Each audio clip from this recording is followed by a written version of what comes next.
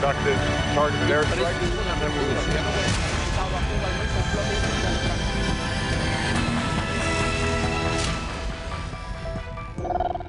Manténganse en calma para tratar de nosotros ayudarlos en las próximas horas. Gracias, Rafael. Muchas gracias. No, gracias a ti por haber estado con nosotros. Gracias a ustedes. Vamos a ver si Mira TV puede hacer algo por este grupo de 10 muchachos. Bueno, muy buenas noches. Como ustedes ven que estoy diciendo, vamos a ver si Mira TV puede hacer algo por estos muchachos y gracias a Dios sí lo pudimos hacer. Esto es uno de esos momentos en que la profesión de periodista lo llena a uno de gratitud, lo llena a uno de felicidad, de gratificación, porque hemos conocido en las últimas horas que este grupo de 10 muchachos que llevaban más de 45 días en una cárcel de México, específicamente en la cárcel de Acayucán, en Veracruz, han logrado su liberación. Nosotros hicimos un par de gestiones y ahí está el agradecimiento en Facebook que nos pone Rafael Alejandro, que estuvo Hernández, que estuvo en huelga de hambre, se comunicó con nosotros y ahí está, se nos informó sobre la salida de 12 de nosotros. Estábamos leyendo el Facebook de 12 de nosotros que están pudiendo entonces estar ahora buscando su camino, llegando, todo indica que llegando a la frontera entre México y los Estados Unidos y que van a estar aquí próximamente. Para aquel que no vio este programa el día viernes, estos muchachos se comunicaron a través de mi página del internet. Nosotros le tratamos de dar algún tipo de ayuda. Ahí ustedes ven el cartel que decía Estados Unidos o muerte. Uno de ellos, el viernes en la noche, después de haber nosotros hecho el programa denunciando lo que estaba pasando con ellos, intentó en contra de su vida. Me dicen que trató de cortarse las venas. Ese muchacho tenemos que saber si permanece adentro o es parte de este grupo de 12 que logró salir. Estamos buscando toda la información necesaria, pero nos alegra grandemente poder anunciar que este programa y esta su Mira TV, estación local de Miami, Tampa y Orlando, logramos nuestro cometido, que es ayudarlos muchísimo más rápido de lo que yo pensé. Me llena de alegría nuevamente, de gratificación, de felicidad. Y tengo con nosotros a Maru Valdés, que también estuvo con nosotros en ese programa, que Maru tiene a su prima, Katia Rodríguez, y a su primo, José Figueredo, que son pareja.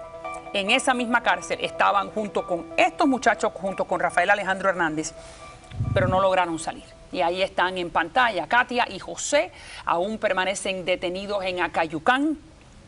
¿Qué pasa? Ellos llevan más de 60 días, los muchachos en huelga de hambre llevaban 45. Entonces la gran pregunta es, ¿qué pasó? ¿Por qué un grupo sí y otro no? ¿Sabes tú? Bueno, el viernes fue el programa que grabamos y el sábado por la mañana me llama José diciéndome que toda la cárcel ya sabía sobre el programa del viernes, incluso los mismos policías adentro ya comentaban sobre este programa. Colgó, estaba muy positivo, muy contento, como diciendo, todo se va a arreglar. Al rato, bueno, le digo, bueno, cuídense mucho, un beso. Pasó media hora y a la media hora me llama un número de Texas. Me extrañó, pero enseguida lo cogí porque estoy siempre a la viva en cualquier llamada o fuera de acá, ¿no? Digo, aló, sí, ¿quién habla? Me dice, soy un coyote, me llamo Jorge. Le digo, oh, sí. Así mismo. Soy Jorge y soy un coyote. Yo sé que su familia va camino a la frontera. Le dije, estamos equivocados. Mi familia está en estos momentos en la cárcel. Lleva mucho tiempo ahí adentro. Si está pidiendo dinero, yo no se lo voy a dar.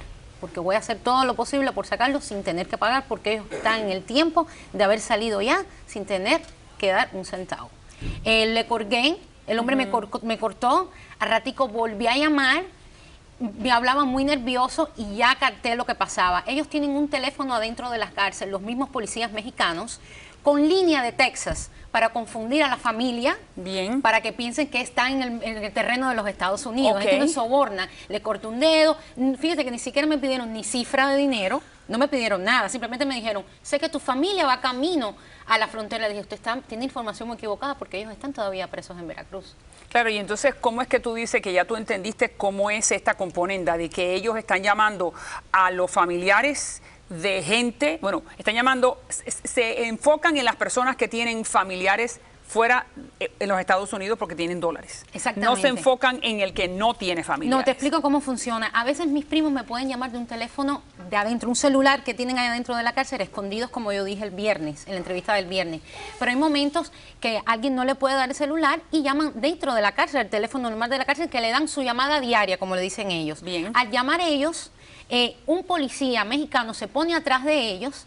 Cuando él termina la llamada, ellos aprietan un botón donde allí devuelve la llamada y sale el número a quien llamaron. Como un redial. Exactamente. No, que vuelves a Entonces, marcar. es ahí donde cogen mi número de teléfono y saben que somos de los Estados Unidos. Ay, qué barbaridad. Entonces, vamos a darle también la bienvenida al señor Eduardo Matías López Ferrer, que está directamente desde el territorio mexicano. ¿Cómo está usted, Matías? Muy bien, gracias a Dios. Usted es uno de los samaritanos, ¿no? de los buenos que ayudan a los cubanos que están en paso a través del territorio mexicano. Yo sé, ¿usted está en Veracruz o está en la Ciudad de México? Yo estoy a 15 minutos de las oficinas centrales de migración aquí en la Ciudad de México.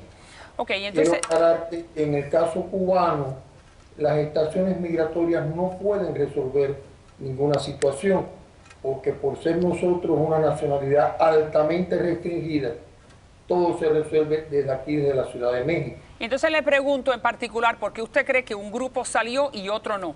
En ese mismo grupo donde estaban los 10 muchachos, estaba el grupo de la prima de Maru. ¿Por qué no también tiene ella la misma suerte y la dejan salir? Es usual, quedan ellos y quedan más cubanos allá adentro. Migración nunca enseña la bolita. Migración nunca te da una realidad de la situación. Lo bueno es que migración está fragmentada, como digo yo, en los buenos y en los bajos. Entonces encontramos muchas extorsiones, sobre todo en la base, en estaciones migratorias, etc. Y acá arriba, hasta determinado nivel de estructura, ya se ha logrado que tengan cargos muy importantes, gente con bastante limpieza, con bastante sencillez y con muchas ganas de ayudar. A eso somos los que le estamos insistiendo para que estos que llevaban más tiempo que nosotros reciban un tratamiento igual. Pero eso es lo que pasa, que el primo de Maru lleva más tiempo que los muchachos que se pusieron en huelga de hambre, que llevaban menos tiempo. Déjeme solamente también darle la bienvenida a Carlos Jaime Cabrera, que es bloguero y columnista de la Crónica USA y que está muy en contacto con muchos de los cubanos que permanecen dentro de Acayucán. ¿Cómo estás, Cabrera?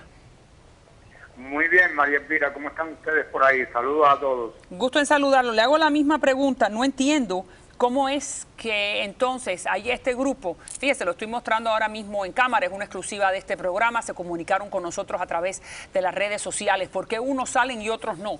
Todos los que estaban en huelga de hambre lograron salir. ¿Será por eso que estaban en esa situación tan penosa? No, mira, según las averiguaciones que yo pude hacer cuando me comunicaron de la situación de estos muchachos, yo me comuniqué automáticamente con un amigo periodista mexicano de uno de los 4 periódicos más importantes de México, de los 4 diarios escritos más importantes de México. Entonces él me hizo el favor de comunicarse con Migración y tratar de presionar un poquito para que se le diera solución al caso de los cubanos que estaban en huelga de hambre primero, bajo condición de que este diario no publicara nada y que se suspendiera la huelga de hambre. Entonces, como 2 horas más tarde me comunicó este amigo periodista, que voy a no decir el nombre por petición propia de él, me comunicó que ya se le estaba dando solución al caso. Era domingo, eso fue ayer, y que los casos que iban a salir primero, los primeros 12 que iban a liberar, era porque ya los procesos estaban un poquito más avanzados. No importa el orden de llegada a la estación migratoria. Dice Maru que no, y Maru ha estado, te voy a interrumpir, dice Maru que ha estado en comunicación con su prima, que no es necesariamente por orden de aparición, ¿no es así? Dime, Maru. No, en este caso no es así, porque es que como ya ellos llevan 2 meses ahí, ya pasaron los 45 días, los 45 días. Es imposible. Tienen que salir los que llegaron antes, no los que llegaron después. Y más que están amparados. Yo sé que por la ley, cuando ellos firman lo del amparo se demora un poquitico más el proceso, lo sé. Y me he empapado bastante de todo lo que es este problema de ellos. Pero para mí uno de los problemas más importantes que está pasando ahí adentro es el problema de ellos saber cuando tienen, ese es el tip, cuando tienen familia en los Estados Unidos. Fíjate que si ven la entrevista del viernes, Rafael comentó que él no tiene familia en los Estados Unidos. Es correcto. Entonces eso es un punto muy importante porque es como si fuera la carnada para poder recibir dinero. Es decir, mis primos son la carnada para ellos. Claro, muy bien. Entonces puede ser también que el hecho que no tengan familiares, no hay a quien pedirle y por lo tanto están haciendo mucho alboroto, se han puesto en huelga de hambre, han venido a programas de televisión, que se vayan. Déjeme volver a poner nuevamente entonces el agradecimiento para ver si lo podemos leer palabra por palabra que recibimos en nuestras páginas del internet agradeciéndonos. Este muchacho, Rafael Alejandro Hernández, que ya está en camino a los Estados Unidos, se nos informó sobre la salida de 12 de nosotros. Quedan 45, hay 45 dentro de la cárcel. Y que en el transcurso de la semana se emitirá el oficio de todos los demás. Esperemos que sea así. 6 días en huelga de hambre y de sed. Gracias por el apoyo de muchos amigos conocidos, periodistas como María Elvira, Oscar Suárez, que es uno de nuestros productores, el que logró encontrar esta historia y trabajarla, Isabel Cuervo, Karen Caballero, entre otros, ¿no? Gracias a ti por darnos la oportunidad de ayudarte. Ahora, fíjate lo que dice Facebook, Maru, puede ser que entonces haya esperanza porque él está prometiendo que dentro de los próximos días le van a dar curso al resto y ahí está tu prima Katia y tu primo José. Ojalá así sea. ¿No es así? Ojalá, como dices tú, lo último que se pierde es la fe. Absolutamente, y si Dios contigo, ¿quién contra ti? Seguro y ellos están con Dios, ¿no? Estoy segura que los vamos a ver todos en esta mesa.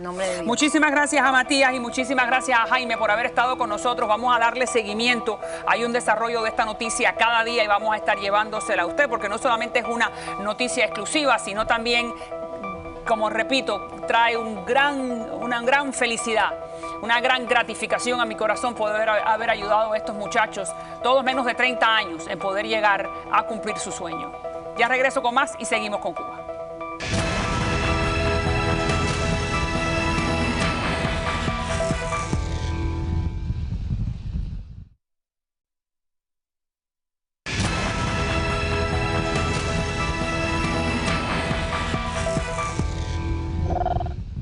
LuxLeaks n'est qu'un exemple de plus, mais un exemple fondamental qui montre justement que le problème est au niveau politique, que les ententes sont au niveau politique, que même s'ils ne le font pas pour des mauvaises raisons, mais le fait est que les lois, donc au niveau politique, sont influées par ces pouvoirs économiques.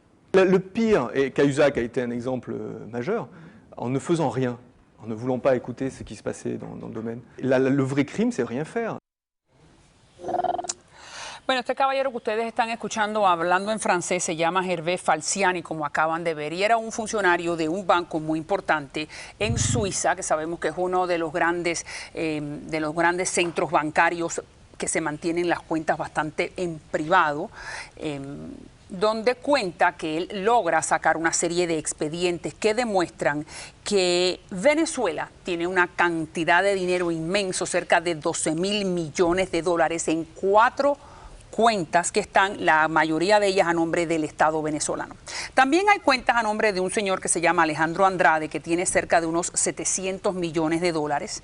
Y esos 700 millones de dólares pertenecen al escolta y secretario personal del presidente Chávez, un militar retirado que vive en la Florida. Y ahí está más o menos algunos de los diferentes posiciones o rangos que ha tenido el señor Andrade. Le damos la bienvenida a alguien que conoce muy bien la América Latina, por primera vez en el programa, el señor Javier Domínguez, consultor político internacional.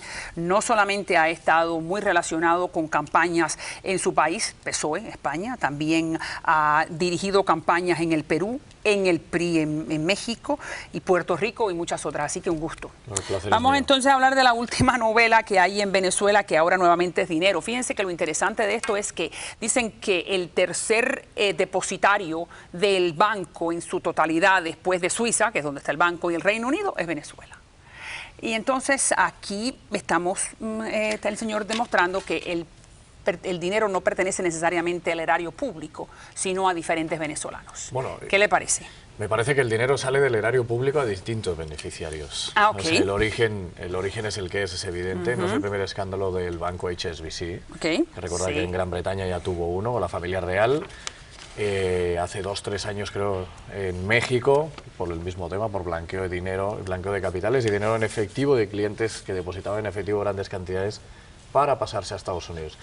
Y ahora las cantidades que están manejando son 14.800 millones de dólares en bancos en Suiza que provienen de fondos públicos y que han sido depositados a nombre de personas a título individual. Quédense ahí, que viene del erario público y que han sido depositados a Claro. nombre de personeros o de personas. Sí, porque si tú te lo has ganado dignamente, Amén. 14.800 millones, oye, felicidades y que me digan cómo lo hacen para intentar aplicarme, ¿no? a eso. Ahora, lo que se reconoce es que el dinero sale del fondo público y pasa a patrimonio privado de gente, ¿no? ¿Le sorprende que en particular Venezuela sea el tercer depositario más importante? Bueno, me sorprende no que sea el tercero, me sorprende que realmente es el segundo, porque el primero es Suiza. Que es el banco al que pertenece al país, el banco, claro, que ¿no? pertenece al país y que es normal que la gente deposite el dinero, los suizos lo Muy depositen, bien, a pesar de que no tiene son razón. muchos, Buena es observación. el segundo fuera del país, ¿no? Entonces es realmente grave, ¿no? En un momento el presidente Chávez decidió que las reservas del país las iba a sacar de los bancos suizos, los bancos europeos y norteamericanos, y las iba a poner, las reservas de la nación. Puede ser que alguna de esas reservas se haya perdido y se haya quedado a nombre de otro en este banco. Lo que pasa es que yo creo que hay que ser exactos en los términos. No estamos hablando de las reservas del país. No. Estamos hablando de las reservas de todos, de los venezolanos y la del país. Es decir, es que no estamos hablando de capital privado que se ha trasladado, es capital público. Claro. Entonces no es simplemente las reservas, el excedente de un país. Es dinero que la gente ha pagado posiblemente en impuestos o que empresas han pagado en impuestos que se han desviado a un paraíso fiscal como en este caso es Suiza. Explícame de este señor Falciani. Falciani ha destapado lo que podría ser como el Wikileaks, Es ¿no? el Wikileaks, el Wikileaks, exacto. pero de los bancos. Bueno, yo creo que él lo resume en una frase que es muy buena, que dice el delito real es guardar silencio en todo esto. Es decir, son conocedores en el banco, no por primera vez, como te decía, yo creo que es la tercera vez que este banco se ve metido en desfalcos. Ya digamos, tenía una reputación un poco dudosa. No, ya la tiene Poca y ahora transparencia. la agrava, digamos, ¿no? Y encima La manchado reitera. por el expediente venezolano, ¿no? ¿Qué puede entonces hacer, por ejemplo, qué puede hacer la oposición venezolana? ¿Qué es lo que puede hacer un próximo gobierno un poco más democrático que el presidente Maduro para poder recuperar estas cuentas? Bueno, ¿O esto ya está perdido? Yo diría que esto está perdido, evidentemente, porque va a haber una lucha legal para saber de dónde viene ese dinero y es prácticamente imposible adivinar de dónde viene ese dinero. No creo que hayan dejado rastro ni hayan depositado con el número de pasaporte de cada una de las personas a las que se lo tiene ingresado en cuentas. Es prácticamente imposible, es un dinero que ya salió. Pero el hecho ahora sabemos las sanciones que ha impuesto los Estados Unidos. Al banco. Bueno, ha impuesto a Venezuela, donde le ha congelado las cuentas a algunos personeros, entre ellos el señor Andrade, que por cierto vive en el sur de la Florida, y me encantaría poder hacerle una serie de preguntas en este programa. Sí, lo que pasa es que estás hablando de cantidades mínimas con lo que se ha movido. Lo que pueden congelar del señor Andrade comparado con 14.800 millones, que es lo que se sabe, es muy poquito.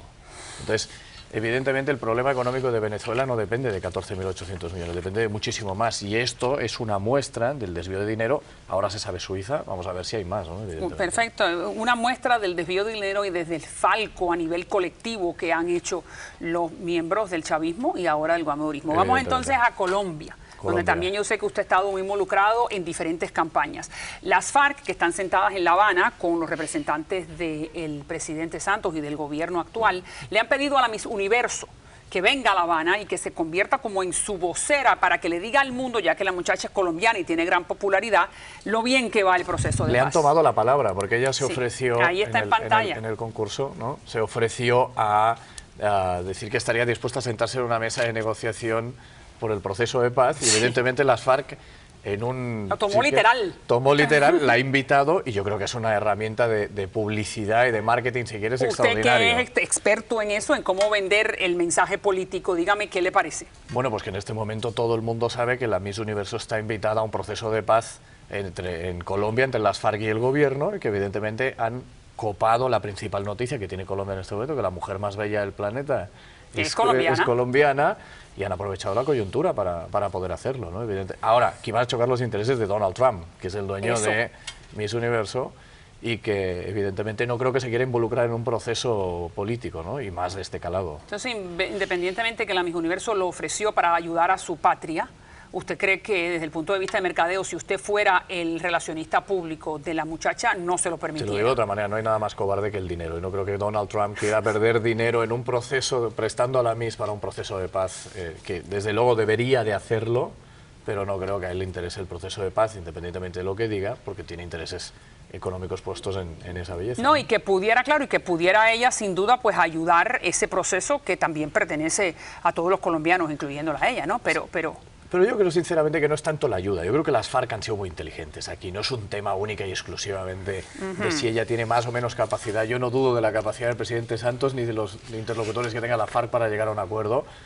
No le digo ni más ni menos, vamos a decir que en igualdad de condiciones que Miss Universo, pero lo que sí ha sabido hacer las FARC, evidentemente, es aprovechar la coyuntura para dar una bomba es que son los expertos en el mercadeo, ¿no es así? La izquierda siempre ha sido muy buena, mucho mejor que la derecha. Siempre han sido mejores promotores que la derecha. Vamos entonces a la Argentina, que sin duda también es importante lo que está pasando. El periódico, el New York Times, ha tomado la historia para sí. Sabemos que la historia de la muerte del fiscal Nisman no solamente pertenece a los argentinos, hay judíos involucrados, hay 85 muertos en este centro comunitario judío donde explotó, se cree que a manos de personeros de Irán. Entonces ahí está el artículo, vamos a ponerlo nuevamente, el señor director, el artículo que aparece en el New York Times donde dice que la verdad murió con Nisman. Ahora, usted que es experto nuevamente en mercadeo, en campañas políticas, ¿cuán problemático es esta situación para la presidenta Kirchner? Bueno, yo creo que es la guinda del pastel. Yo creo que llevan ya una temporada de malas noticias y de una gestión pésima de la comunicación y que en todo caso esto se les ha ido de las manos. Lo que no han podido controlar por el gobierno lo han intentado controlar con amenazas y estamos viviendo un momento en Argentina en el que la gente ya no calla. Y la única manera que ha habido de callarlo ha sido, digamos, con este desgraciado acontecimiento en el que se acabó con la vida del fiscal, ¿no? Entonces, sinceramente... ¿Qué pasa ahora? Bueno, pues yo creo que lamentablemente va a pasar lo que pasa en muchos países de América Latina, que después de estos casos, como ocurre en otros países, se pasa página y desgraciadamente lo pagarán en las urnas, pero nada va a compensar el hecho de lo que ha sucedido, digamos, ¿no? Que lamentablemente va a quedar en agua de borrajas, que decimos en España, ¿no? Es decir, se va a quedar en nada. Sinceramente no creo que nadie investigue. Pero usted no cree que nadie investigue, pero no, también es muy interesante cómo ya se ve la conexión iraní, que los Estados Unidos, excepto este periódico que ahora ha empezado a levantar el perfil de lo que ocurrió en Argentina, la amenaza iraní, como ya los Estados Unidos se dan cuenta que es presente, no solamente en Venezuela con el uranio. Están ocupando espacios y lo están ocupando por el New York Times. Sí. El New York Times en ese momento, el socio mayoritario también es Carlos Slim y sus relaciones económicas son las que son y no creo que estén dispuestos a destapar ningún tipo de escándalo que afecte económicamente a lo que es un holding para ellos y que para nosotros simplemente vemos un medio de comunicación, pero que forma parte de todo un aparato económico. Pero a ver si te entiendo, me estás diciendo que el hecho de que Slim tiene participación en el periódico, ¿qué significa entonces? ¿De que a él le interesa o que puede influenciar? Yo creo que lo que interesa, que se investigue. Yo no sé si tanto que le interesa que se investigue como que le interesa que no se sepa más y que esto no se mueva. A nadie le interesa que se mueva un asunto de estos y menos cuando está la justicia de por medio. Y evidentemente yo creo que en este sentido la presidenta Kirchner tiene controlado ese proceso de comunicación y lo ha ejercido hasta el final y ejerce una presión mediática, la hemos visto en varias ocasiones, incluso amenazando a la prensa. Con la nata, ¿no? Que lo ha marginado. O rompiendo periódicos, es decir, son muy claros en el mensaje y aquí yo creo que han acallado no solo a la gente crítica, sino que han acallado una vez más a los medios, ¿no? Cuando regresemos vamos entonces a hablar de Podemos, que es un partido que, bueno, son españoles, todo indica que Podemos podría ganar en España, pero que viene del chavismo o que fue uno de los asesores del chavismo. Y ahí está el presidente Maduro diciendo, Diosdado Cabello también lo mencionó, que el chavismo ha llegado a España. ¿Será eso posible? ¿Cuándo regresemos? No se vayan.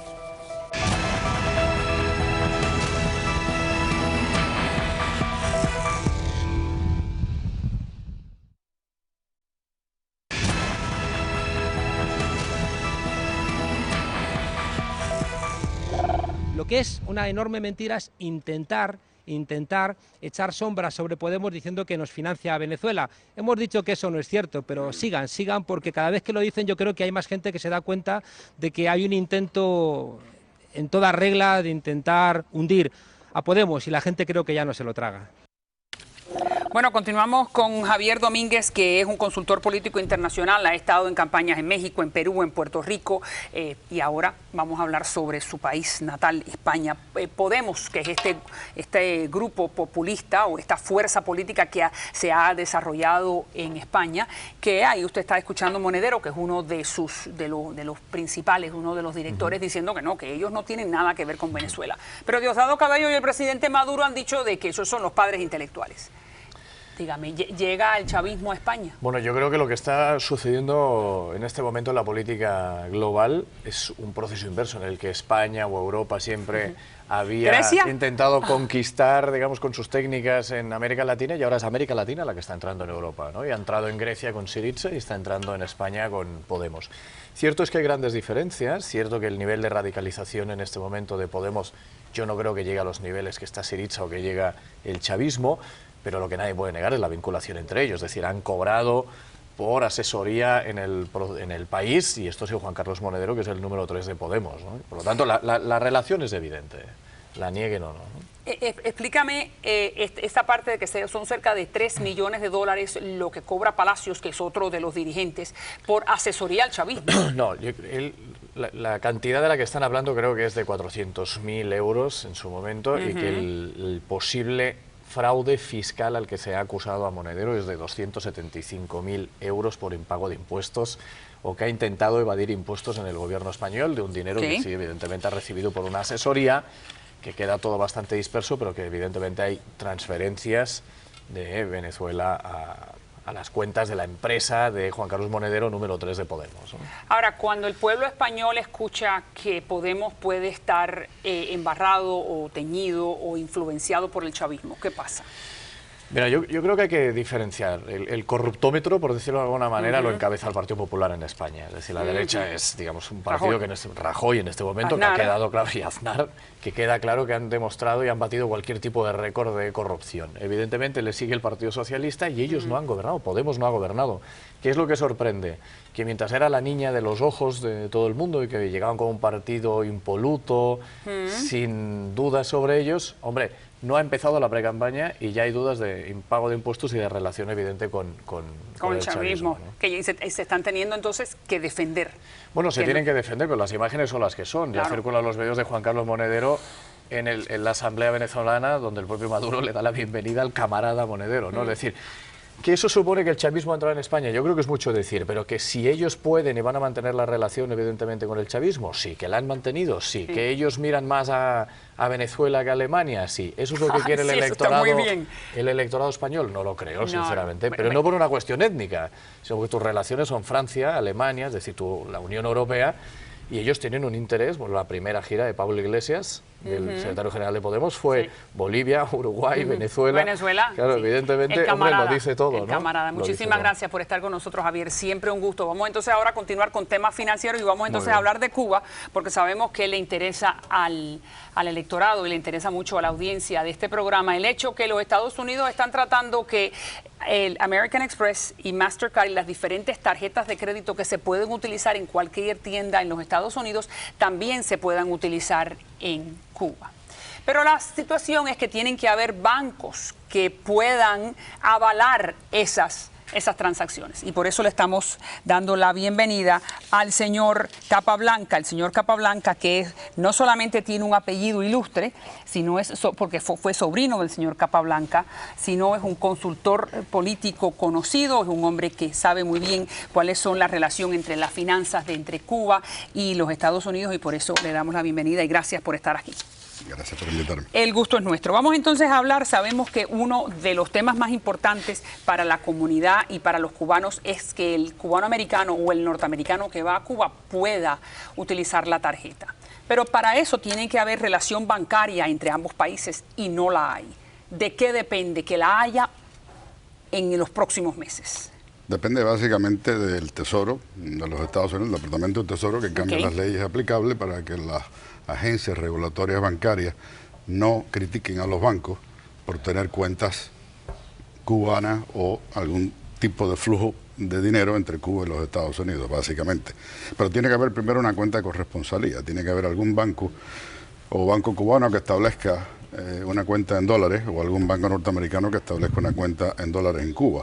Okay, de alguna un banco forma, norteamericano que establezca una cuenta en Cuba. ¿Y puede un banco norteamericano, estando Cuba en la lista de los países terroristas, hacer eso? No, en este momento no pueden hacerlo todavía.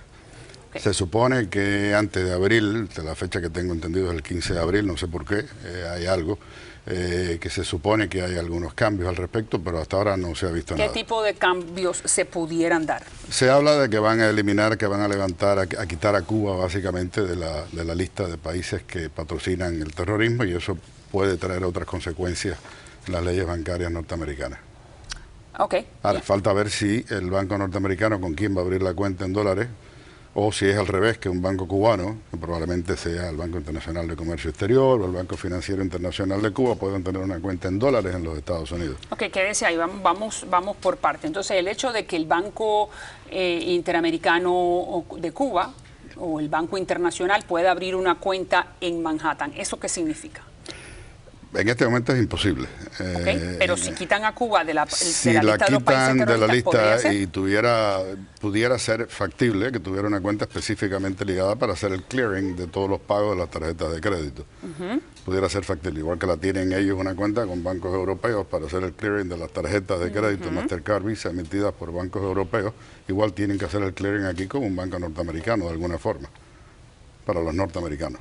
Bien, y entonces se podría ver que hay sucursales de Chase y de Bank of America en el malecón.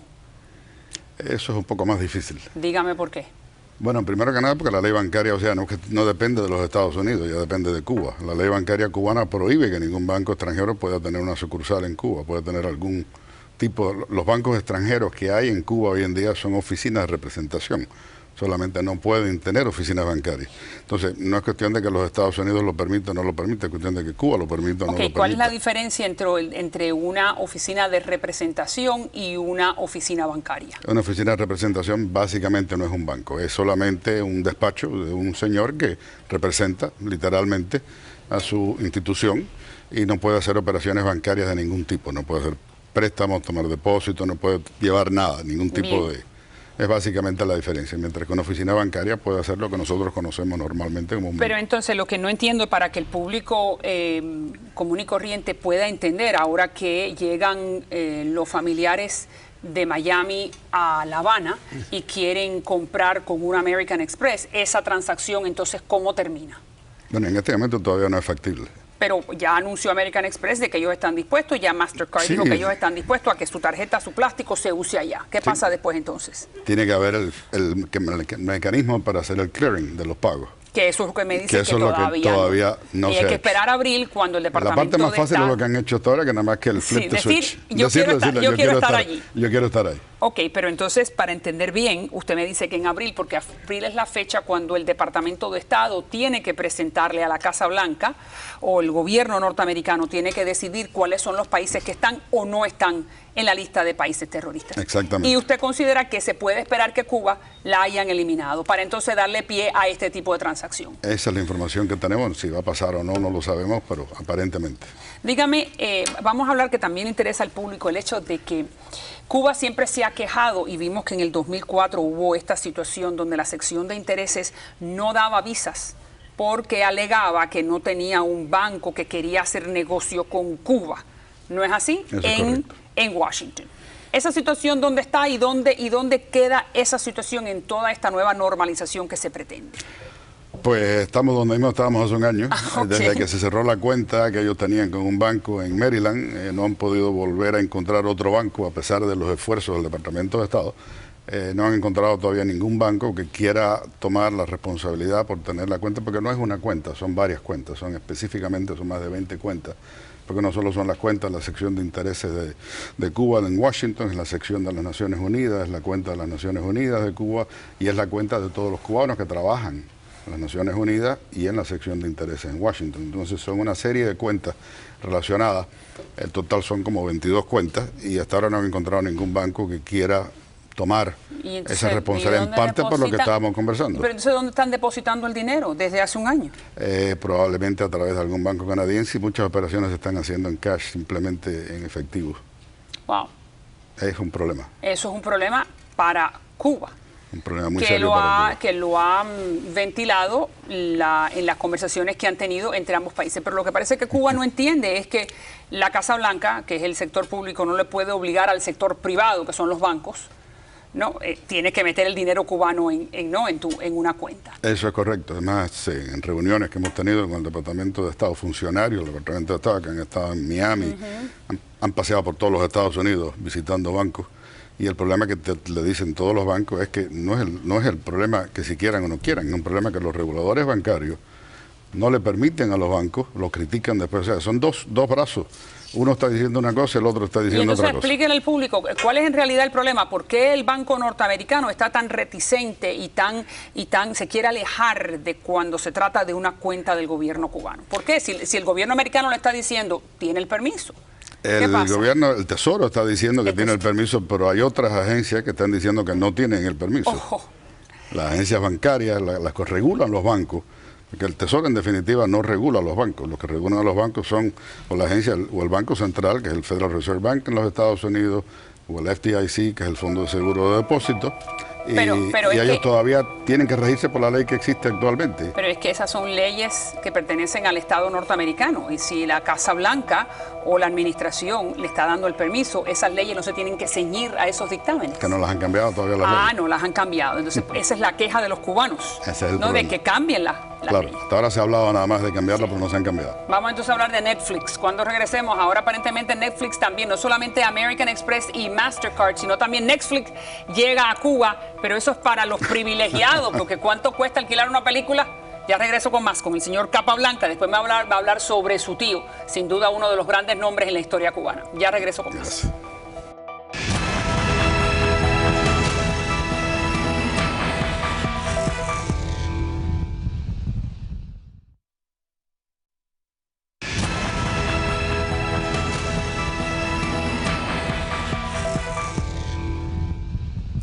Bueno, ahí estamos viendo Netflix. Sin duda que muchos de nosotros vemos Netflix cuando llegamos a la casa. No solamente alquilamos o arrendamos las películas, las series, los documentales. Netflix que ha sustituido a muchas de las industrias que ofrecían el servicio de rentar películas. En Cuba usted también puede alquilar o puede ver Netflix por el módico precio de $7.99, igual que en los Estados Unidos, $8. Sin duda que eso para un cubano es la mitad del sueldo del mes. ¿Usted qué piensa de la llegada de Netflix y la de Mastercard? Es que ahora las compañías norteamericanas quieren sentirse en casa en Cuba, ¿no es así? Una desesperación. ¿No lo ves? Eso es lo que es. Yo creo que está todo el mundo aprovechándose de la situación de Cuba y Cuba y Cuba. Todo el mundo quiere identificarse de alguna forma con el proceso y hacer noticias. Porque Netflix, como bien dijiste anteriormente, ¿quién tiene acceso a Netflix y cómo se va a hacer el pago? Es lo más importante, porque es una cosa que yo pueda ir como ciudadano norteamericano, a lo mejor puedo estar en el Hotel Nacional o en un hotel Meliá, de repente que tenga acceso al internet y yo puedo a través de mi acceso a mi cuenta bancaria en los Estados Unidos ver a lo mejor una película. Pero Cuba tiene otro problema, que el internet en Cuba es muy limitado. No solo es limitado, es que la banda que entra en Cuba y la banda que entra en Cuba es una banda muy estrecha de 32 megabytes, entonces no entra el broadband que hace falta para poder ver estas películas. Entonces yo creo que volvemos a lo mismo, es un poco del bla bla bla que digo yo y más nada, es habladuría. Es tratar de aprovechar la situación, el momento, para hacer un poco de publicidad, pero yo no veo que sea una cosa real, sinceramente. Dígame ahora, estos ciudadanos estadounidenses que han presentado reclamaciones por alrededor de $7.000 millones en contra del gobierno cubano. No solamente eso, sino también entre los reclamantes están Exxon, Texaco, Coca-Cola, Colgate, Palmolive. Esto que nuevamente es la desesperación de ahora reclamar y de entrar en Cuba. ¿Usted cómo ve esta nueva noticia? ¿Cuál es el espíritu de estas reclamaciones?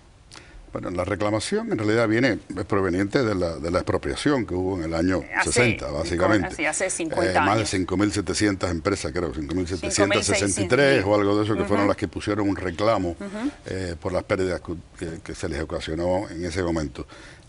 Y que yo sepa, la cifra no ha variado, lo que se ha llevado a valor presente a lo mejor de alguna forma, pero sin hacer de verdad un estudio económico real sobre cuál hubiera sido el valor de esas empresas o lo que dejaron de percibir durante 50 años si hubieran seguido trabajando.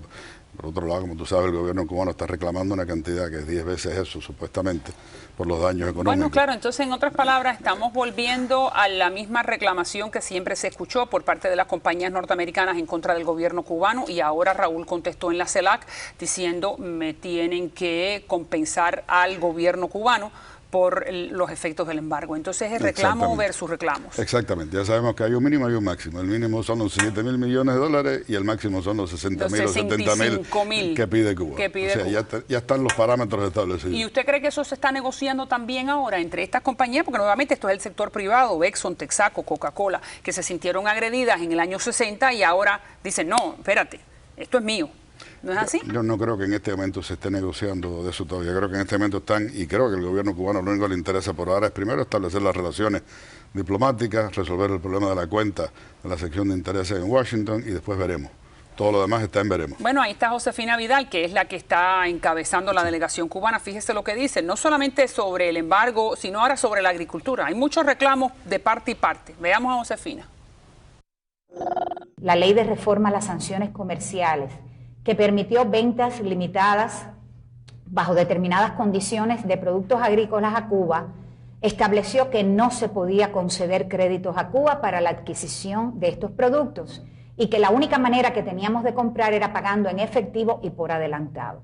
Esto quiere decir que Obama no puede cambiar eso, pero Obama pudiera permitir que otros productos que no sean agrícolas se vendan a Cuba con créditos.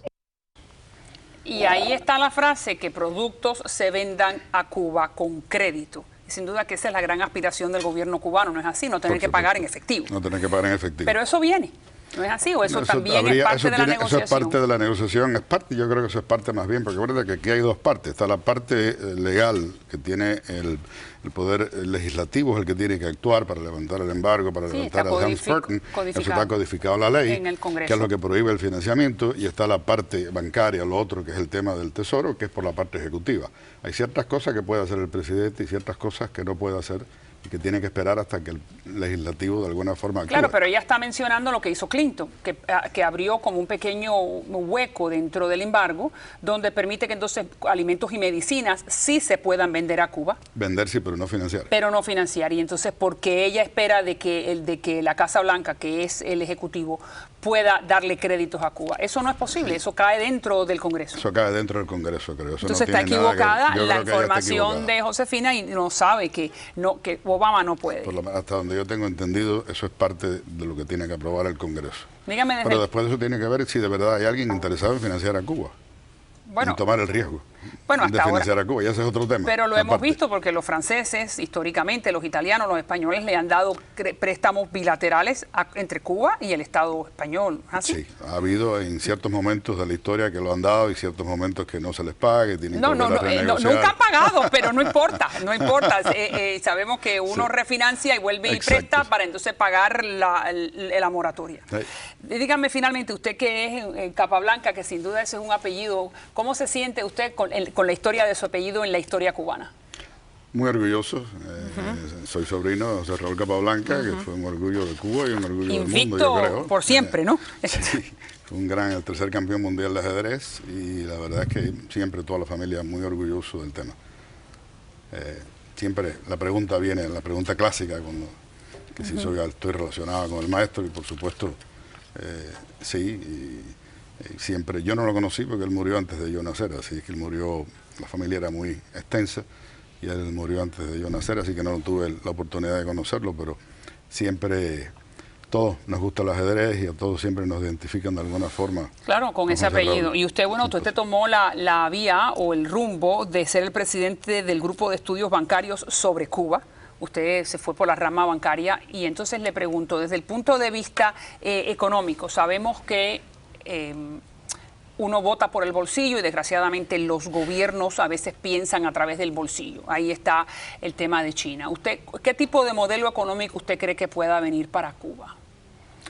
Es una buena pregunta. El primer problema que tienen que ellos de alguna forma resolver es el problema de la unificación cambiaria. Que en este tienen dos monedas, la nacional y el CUC. En realidad tienen tres monedas, porque tienen una cosa que se llama la carta de liquidez, que es una especie de un modelo de carta de crédito. Sí, hay en realidad pero eso es una cosa interna de ellos, pero que es el que utilizan muchas empresas del Estado para poder importar. Entonces, para poder importar algunos enseres. Okay. Entonces, hay en realidad tres modalidades, pero de alguna forma trataron el año pasado, pasaron una ley para tratar de unificar, y se dieron cuenta que si lo hacían, las empresas estaban todas en quiebra. Se iban a la quiebra todas las empresas. Es que están en quiebra. Están en quiebra, pero por lo menos desde un punto de vista contable, luce que están bien, pero a la hora de poder hacer eso, entonces no saben cómo van a unificarlo. Están tratando de evitar, y creo que un ministro de Cuba lo dijo, que estaban tratando de evitar el shock económico de una devaluación grande. Yo creo que a la larga van a tener que hacerlo, no les queda más remedio, van a tener que tomarlo. Ya lo están haciendo a razón de 15% anual, pero yo creo que van a tener que de alguna forma actuar mucho más aceleradamente, sobre todo si hay una apertura con los Estados Unidos. Pero eso es lo que le digo, entonces si hay una apertura donde los dólares fluyen de una manera más amplia, eso no ayudaría entonces al Estado cubano a hacer esa unificación entre el peso cubano y el CUC. Pudiera ayudarlos en ese momento a hacer una unificación, definitivamente. Porque no es posible que llegue la invasión de los yanquis, ¿no? Como diríamos, sin que haya orden en la parte fiscal, ¿no es así? Exactamente, y que haya una infraestructura para aceptarlo, que no lo hay en que no la hay, entonces ahí es donde viene el tema de los bancos, ¿no? Si no hay bancos, lo que hay son oficinas de representación. Muchísimas gracias por estar con nosotros, señor Capablanca. Siempre un gusto, primera vez en el programa, pero no será la última. Gracias nuevamente, ya regresamos con más.